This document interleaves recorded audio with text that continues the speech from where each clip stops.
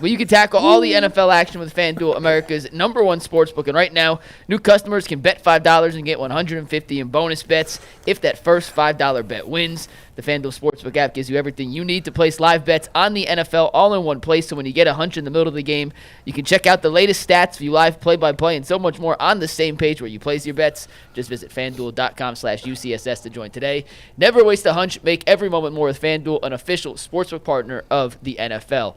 We're going to start today's show with an article that Jeremy Fowler wrote on ESPN yesterday. Jeremy actually agreed to come on today's show. He's going to join us at noon. I just got word of that, so he'll be joining us in an hour to discuss this article. But Steve, you take tag board full. This is the headline from the article, or the tweet he sent out. Hashtag Browns owner Jimmy Haslam tells ESPN he's perplexed by Cleveland's 3-10 record. Kevin Stefanski and Andrew Berry are the right pieces in place on the quarterback outlook. We need to get through the season, and we will look at everything from there, end quote. Bull, you texted me this morning and said you had a lot of thoughts on this. Yeah. The floor is yours. Well, I want to go to these guys first because I'm going to rant for a while, so I want everybody else to comment on it first. So, Tyvis, let's start with you and go around the horn here.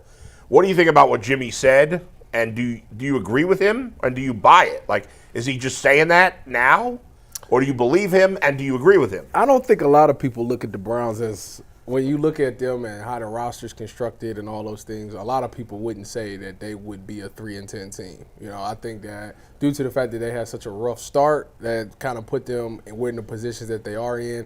And honestly, it's their own doing from just not making those tough, hard decisions early on in the season. So I think that's why you're off to where you are now as far as a record goes. As far as Kevin and Andrew Berry goes, as him backing them, I think everybody would say, I think Kevin's a good coach. I think he got a good pulse on things. The Andrew Berry, I mean, for the most part, he does find some good pieces that might work out for a couple games, maybe give you a year of solid play, but overall, the longevity of some of his decisions has not been great. Everybody always points to the draft, at him missing picks in the draft.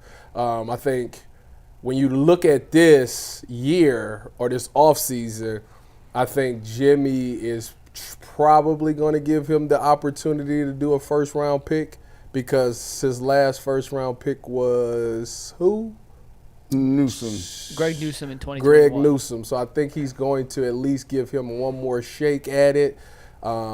If this draft class doesn't pan out and they put themselves in even more of a hole, I think you really got to have a decision at the end of next season about the rest of this roster. But I mean, he's doing what an owner's supposed to do in the middle of a season. You're not supposed to. You're gonna come out there and say, yeah, the team stinks, the GM and the coach stink. Like, I don't think he's gonna do that. So I think that's why he said what he said, and I can see why he would feel that way in a positive point, because everybody knows that I'm a positive guy. Dustin, so this means nothing to me. Anything Jimmy Haslam says about the status of his coaches or his front office means nothing, because he said this in the past. Every single time there's been a coach or a team that hasn't had the success that we all thought they should have, or they thought they should have, or whatever. Like, when they haven't had great years, they say, yeah, we've got the right people in place. We're trying to streamline. We're doing all these things. It's December 12th today. Okay, in a month, all that can change. What happens on what if the Browns get blown out by 50 on Sunday? What happens like, things change in this league week to week. Yeah. It's sometimes 24 hours. Yep. Hell, 2 days ago, people are laughing at the idea of Bill Belichick coaching college football. Yeah. No. What happened today? Especially North Carolina. Especially North Carolina. Yeah. Actually, we'll talk about that later. There's a connection. I got some thoughts. It's but anyway, a Tuesday to Tuesday league. Sure, Yeah. that's the point.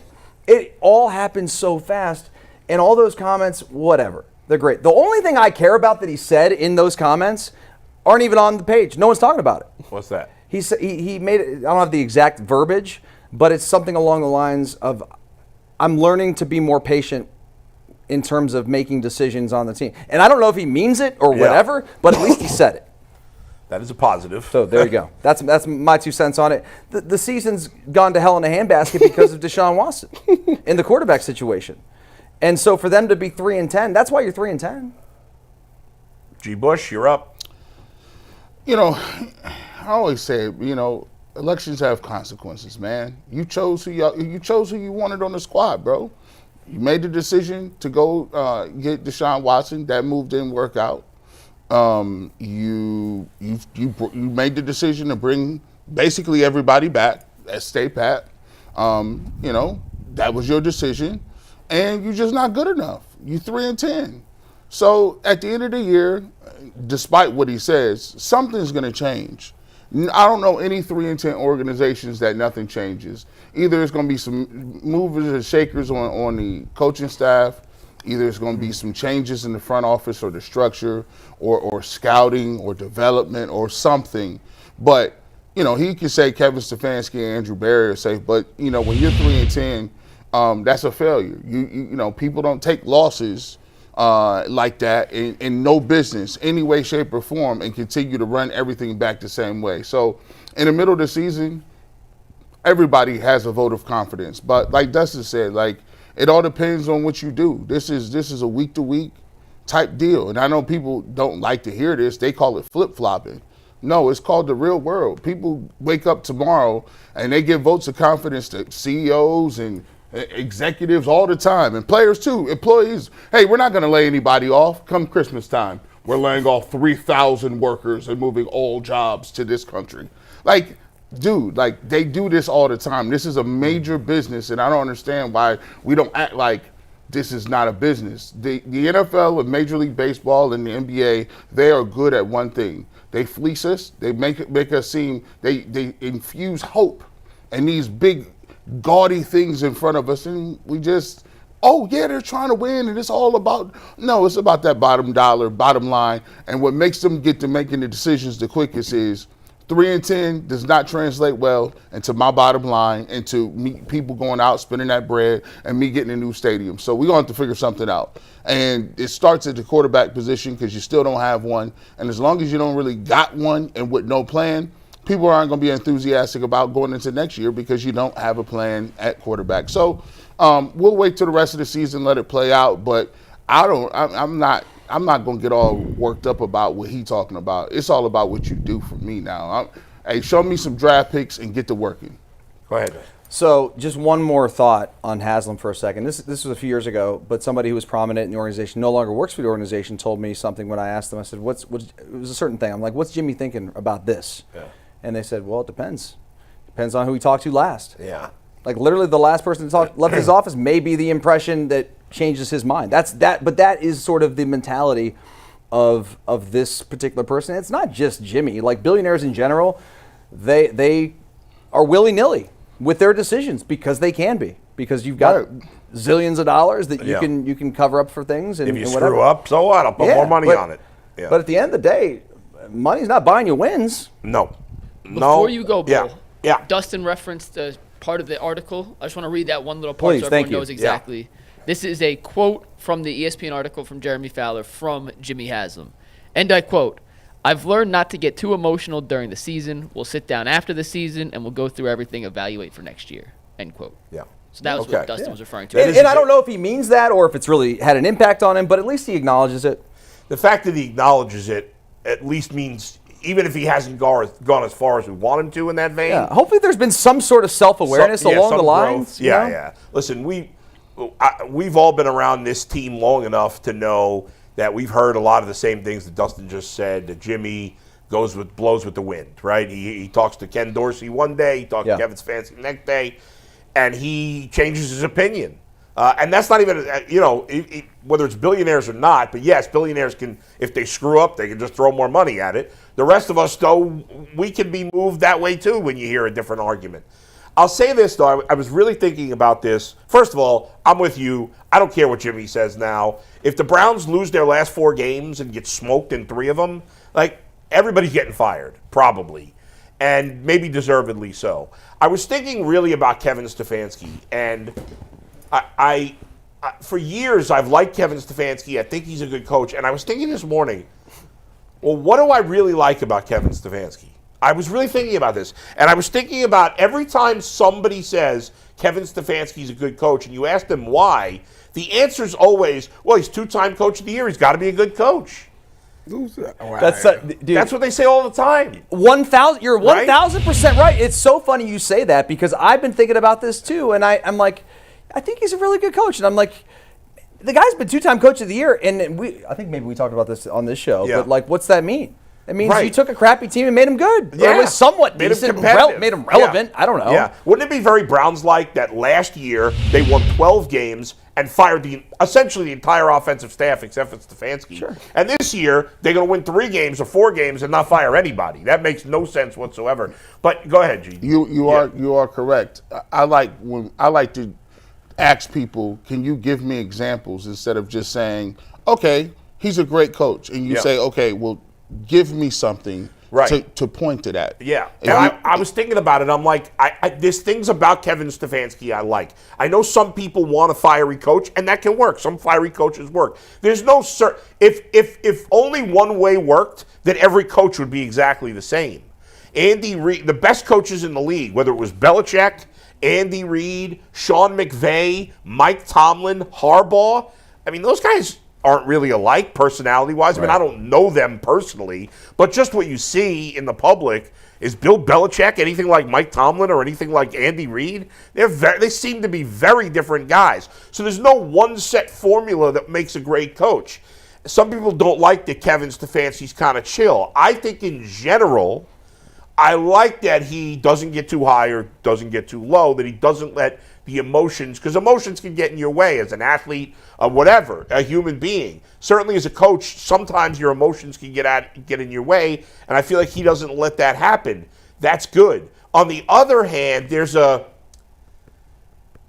mealiness about him that... What's that word mean? He just like a mush. He's like a little bit of a mush. Right, Bo? Just Uh, goes by the wayside. A ho-hum. Kind of go with the flow. Yeah, it's like- laissez-faire. You know, Mike Tomlin is, and I can't compare to Mike Tomlin. Nobody's like Mike Tomlin in the NFL. Like Mike Tomlin gets in players' faces. I think Dan unlike Campbell. almost. I mean, same. Like Yeah, but more like you said. Dan Campbell's a little more lighthearted about it. It feels, but still brash.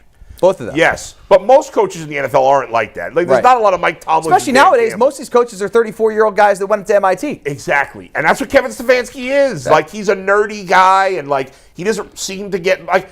But the truth is, well, I can make a list of a couple things I like about Stefanski, a couple things I don't like. Like we were saying a year ago, well, he gets the best out of all his quarterbacks. I don't know if that's true. Baker Mayfield's playing his best football in Tampa Bay. Right. Deshaun Watson played his worst football here. Now, did he get a lot out of Joe Flacco? Joe Flacco, you know, in the last 6-7 years, he got his best football here. Jameis is playing pretty well, but I would argue he played his best football in New Orleans that 7-game stretch. Brissett's the other one. But was Brissett really that good? They had a top 10 offense with Brissett. Was he great? I don't know. But they Was did it have a top 10 based on what? EPA. That's hard to believe. It's crazy. It's crazy. You know, I think sometimes, and we can't underestimate this, when you haven't seen anything good and you haven't seen any success and you don't have any quarterbacks and you don't have the type of players that other people have, when you get a little glimpse of something, you're just going to be excited. That's right. Because Well, you're getting a chance to see it for the first time. For you, you're like, oh, we love this. We got to have this. This is, and really, other people around the league are like, you guys are happy about Jacoby Brissett being your quarterback? Yeah. You'll never win. Yeah, and, well, I mean, that was somewhat of the argument about Baker, that I thought people were overrating Baker because every other quarterback was such shit here that Baker was pretty good, so we're like, oh, he must be great. And maybe we're doing the same thing with Kevin Stefanski. All the other coaches were so awful that maybe Kevin Stefanski's just kind of middle of the road, and we think he's better than he is. I mean, some people, and I know Jason's one of the people that think like, oh, he's going to get a job in 2 seconds. I know Ben Axelrod feels the same way. As soon as Kevin Stefanski gets fired, I don't know. Is that definitely true? But in the end, there's so much we don't know. And even the fact that you guys played in the league, you're not in that Browns locker room. You may know guys in there. You guys have probably more connections than almost anybody else. But ultimately, we don't know, like, what is Kevin Stefanski doing on a daily basis? Is he the man? Like, we've accused Jimmy Haslam or Paul DePodesta of forcing things on Kevin Stefanski. That's well, wild if to that's me. the case, then is he a great leader? Like, some other coaches wouldn't put up with that stuff. And Bull, like, I don't understand on what other industry. I try not to talk about the DePodesta thing because I think it just sounds wild. Because he's the boogeyman. He's the straw man because Wizard of Oz. We don't. He's never came out and said what his job is. We just know he's a flashy name that did something else, and we know he's in an organization. So now anything that we don't like or anything that happens, we don't have to address what's in the room. We don't have to say, Kevin, I don't know about that. Andrew Berry, I don't know about that pick. We can always say DePodesta is the large figure hanging over everything and he's pulling the strings when we don't even know what his job description is and we don't even hear from him or talk to him. So how could we put all of that stuff on a dude that it's almost as dumb as saying, well, the Browns aren't going to win unless Jimmy sells the team. You guys, when is the last time a billionaire cared anything about what you said? Ever.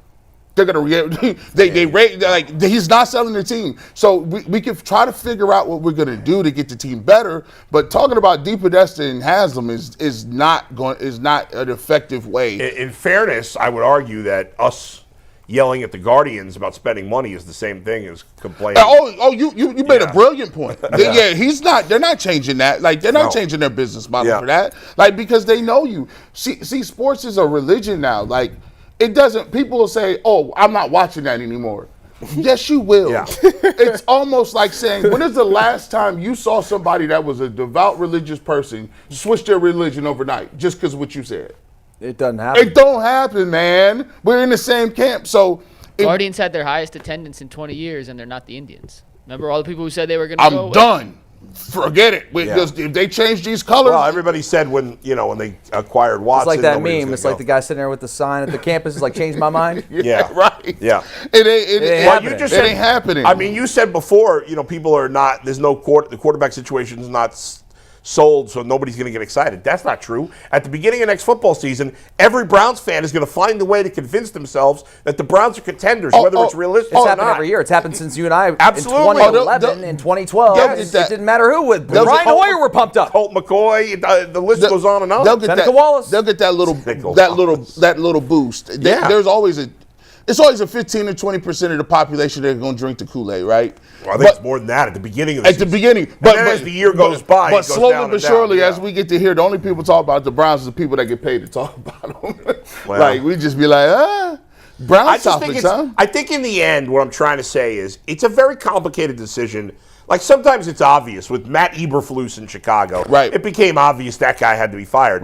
I think with Kevin Stefanski and to some degree Andrew Berry, I don't know that I'm not sure there's a right answer. Like, part of me is just like they should keep him because they never have stability, and they finally have stability, and he's a decent coach. I don't think he's certainly not great, but he's definitely not terrible. So I think they should stick with him, and maybe he'll keep getting better because as long as you're not terrible, you probably keep getting better as you go. And then there's the other part of me that says, I don't know if he's a good leader. The team has gone backwards every time they've had success. They've gone backwards the following year. So maybe they should fire him. And I'm kind of going back and forth. And if you believe that he should be fired, you're going to think I'm an idiot for saying he shouldn't be. And if you think he should be, vice versa. I wonder if they have analytics, McNuggets, and I'll be interested in what you said about this. Do you think they have analytics from people that are that are doing this, that's breaking down this content and saying, let's take a look at the sample size of all these different coaches and GMs, right?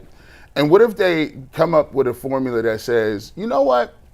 There really is no good such thing as a great head coach. There's 2 or 3 really good ones as a head coach, and there's 2 or 3 really good GMs that are outliers.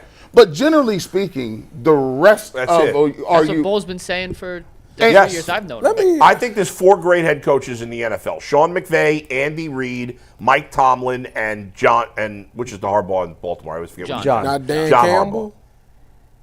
I'm not ready to go great yet. Because what's he done? Let me ask you a question. On the sample size. Maybe he is. So what I was trying to get at, and I'll let you go before I was trying to get at is maybe it comes down to somebody saying, it's just the luck of the draw. If you get a generational player, it's going to guarantee you an opportunity to win a Super Bowl. But you know what? The Bengals have Bengals have 2 generational players. I don't think Zach Taylor's a great coach. But it's so firing a head coach or a GM to them may not make that all that big of a difference. So they'll probably say you can either keep them or you can let them go. It's not going to be that big of a margin between you winning at the highest level or not winning at the highest level. Well, let me ask you guys this. And then you go. Real quick, Tyvis. Let me ask you guys this. Let's use the Bengals as an example because unlike the Browns, they have their franchise quarterback. We know what they have in terms of skill position.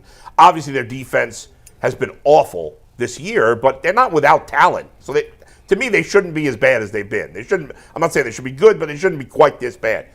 If Andy Reid, Sean McVay, Mike Tomlin, or Harbaugh were the coach of the Bengals, would their record be a whole lot better? Yes.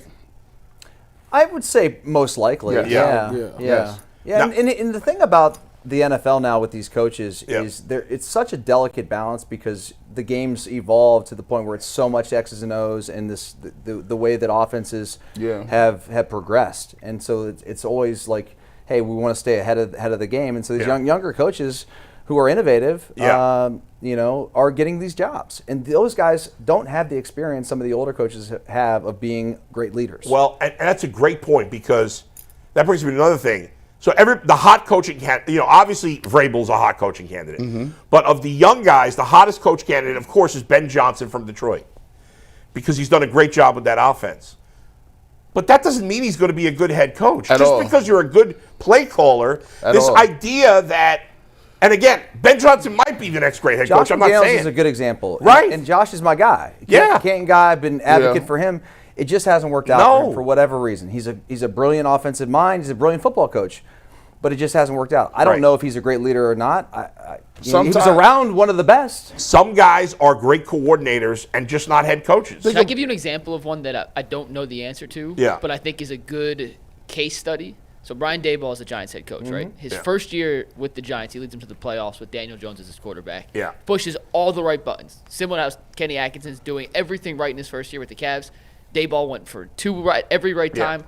That was not a talented team that won a playoff game. They've been absolute dog crap since. Yeah. Is he a good coach because he got into the playoffs in year one? Is he a terrible coach because they've been horrific the last 2 years? I don't know how to evaluate someone like that. And to Dustin and your guys' point, it's so much situational at times that it really is hard to gauge. Can a guy coach? Is he just a coordinator? Is he terrible? Right. When you don't have equal circumstances for each coach in each situation. I just think it's hard because I think one of the things that we forget, some of those names that we just mentioned is those are first-time head coaches. Like we talk about Kevin, he's been he got here in 2020. It's only this is the fourth year he's been, fifth season. Yeah. I don't know. Andy Reid's coach had been a head coach at 3 different places. Right. I'm trying to remember when Tomlin and Harbaugh and Andy Reid started. Did we think they were great in the first few years? I can't remember now. Maybe. Whose record do you want me to look up? Well, I mean, Harbaugh was because I remember because I played for him in 2007 in Philadelphia, and then he got the job in Baltimore 2008? I don't remember exactly. And then they won the Super Bowl. Yeah. He went 11-5 his first year, 9-7 his second, 12-4, 12-4, 10-6, and that's the year they won the Super Bowl. Yeah, Didn't Tomlin win the Super Bowl his first year? He won it second year or something 2009. like that. But how often does that happen? Right. Now, and those guys went into great circumstances. Tomlin's second year won it. 10-6 as a rookie. And that was 2009, right? 12-4. Was that 2009? 2007, he won in 2008. 108. I mean, for Stefanski, what was it? Is it first year was the COVID year?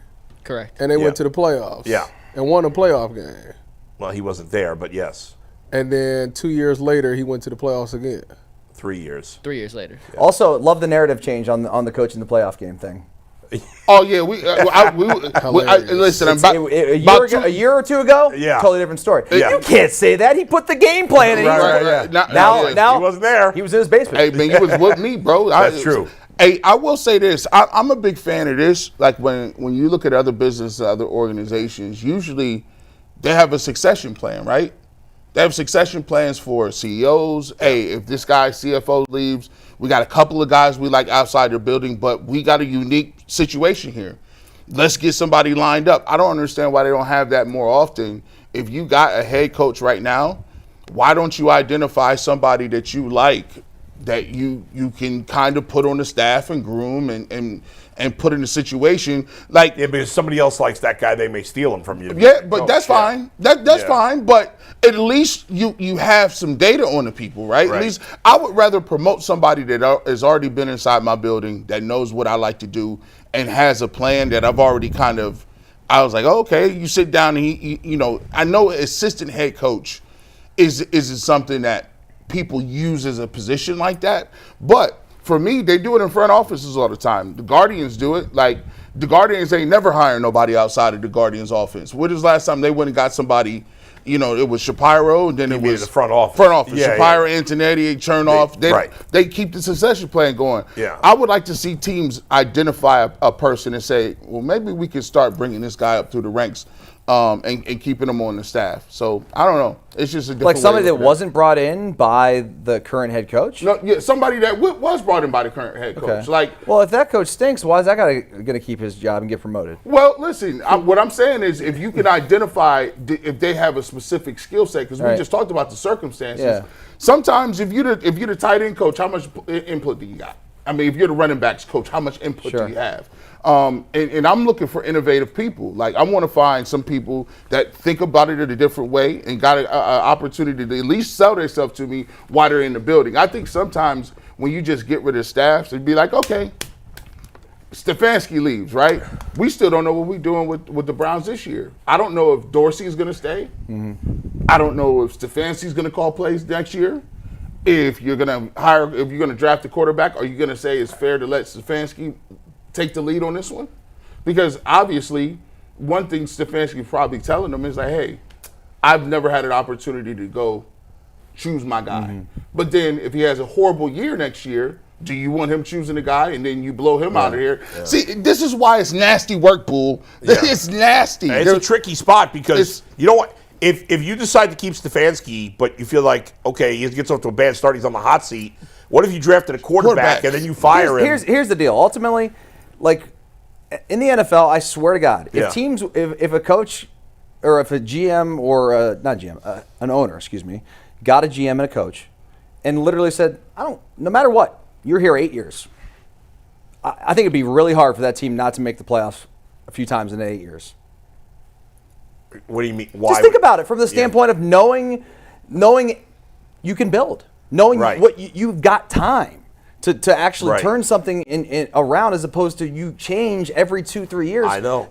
You just every time put yourself back, and you're trying to bring in these new people. There's continuity. Is huge. Is what works. But it's the chicken and the egg. Totally agree with you. Do the Steelers have continuity because they have great coaches, or do they have great coaches because they have continuity? I think they sort of go hand in hand, and I think when you have the continuity of the staff in the front office in that culture, then the players start to. I actually think maybe the coaches having that tenure longer may be more important than the players at first. You know, Dustin, the thing that I take from his quote, though, that I think we can now all say is he told them we was going to go get Watson and he was going to sign off. That's what it was. Because when he says we're 3-10, I don't even know why we're 3-10, but everybody cool. He signed that peace treaty early. He said, we're going to get Deshaun Watson. You don't really have a choice in it. Go sign him. Yeah. And they came back to him and said, well, to get him, it's going to take this bunch of money. And basically said, go ahead and do it. And now he's like, on the quarterback, we'll get through the season. We'll look at everything. That means I feel like he's willing to keep kicking the can. With Deshaun? Or what? No, they might not pay him. Okay. But I would not be surprised if they said, we're going to restructure this deal where we can get some more money, and they may go get another quarterback. No, I mean, they can't restructure Deshaun again. That'd be crazy. As the conspiracy theory goes, right? Yeah. The conspiracy theory goes, we're sending him home. Yeah. If I saw your clip on Instagram. Dude, you're a beast with that social media. Do you have a person for that? He's good at the headlines. Somebody did that. I don't know. With all them clips you put at the bottom of the funny faces and stuff? That was already on Instagram. That's awesome. It was already. So what I did is I just repurposed it. I just say, let me put this on there. I just do that. Anyway, well done. But thank you. I appreciate that, sir. I appreciate that. You got it, buddy. Strong handshake. No, but the conspiracy theory is we're sending them to the crib. Well, if you're gonna send him to the crib, I could send him to the crib and extend him and keep kicking the can down the road. If I was Deshaun Watson, would I take some more money? Yeah, I would. So the more money you extend and you keep messing with, the more money you have to make a move. Right. Now, Well, and he's not in the building. I think they're better off probably, just eventually drafting a quarterback, and then you're going to want to have money to pay that guy eventually, hopefully. But Yeah. I don't know. We'll see what they do. One last thought, Mike, before we move on. I think part of the problem with hiring coaches is that I wouldn't know, and I never will know probably, what it's like to be a billionaire, right? There's very few of them. But I got to believe that if you're a billionaire, if you have that kind of money, you're probably less in touch with the average person. Like, you can't connect with regular people when you live that kind of life. They're nowhere around you. And no one's going to tell you what they really think. Exactly. Right. And so I think they have a hard time hiring coaches because I'm not sure they can really read people that way because they don't know they live in this la-la land that so few people live. Their life is so different that I don't know that I feel like I don't know what it is, and maybe I'm wrong. I feel like I'm a very good judge of character, and I can read people very well. Like, when somebody comes into our business, I've been doing this 25 years now. Like, I meet someone, I'm like, oh, that guy, he's never going to go anywhere. And I feel like I've been right almost every time. And I'm not saying that would work for me hiring NFL coaches because I don't have that kind of experience. But I feel like you have to have this feel for people that probably when you're a billionaire is harder. Now, if you're I'll tell you this much. If I sat down with a coach for 5 minutes in an interview, yes, I couldn't guarantee you the guy's going to be a great coach, but I can tell you immediately if he's going to be a bad coach. And yes, you guys played. I feel like you would do a better job of hiring an NFL coach than a billionaire. Now, if he's a self-made billionaire, maybe he lived a normal life as a kid, maybe. You know what they but do? especially if he got daddy's money and he's never lived a normal life. You know what they do, just before I got into this, in corporate America, as middle-level management, what they actually have you do now is the people that are going to be, you're going to be reporting to, you actually interview those people. So it's like interviewing your boss for the position. Right, and you give feedback and write these, things, and you set it up to the food chain or whatever. But it works very well because you're like elected by your teammates. It's like you're voted captain. You're like, I like this. Because I know what I'm going to work hardest for. Right, I know what I'm going to respect. So, so they've been doing that in a while. I thought that was interesting too.